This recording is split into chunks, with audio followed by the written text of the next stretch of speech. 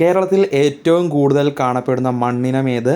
Laterite മണ്ണ്. കേരളത്തിൽ ഏറ്റവും കൂടുതൽ കാണപ്പെടുന്ന മണ്ണിനം ലാറ്ററൈറ്റ് മണ്ണ്. ബ്രിട്ടീഷ് ഭരണകാലത്ത് ബ്രിട്ടീഷ് ചാനൽ എന്നറിയപ്പെട്ടിരുന്ന പുഴ മയ്യഴി പുഴ. മയ്യഴി പുഴയാണ് ബ്രിട്ടീഷ് ചാനൽ എന്നറിയപ്പെട്ടിരുന്ന പുഴ.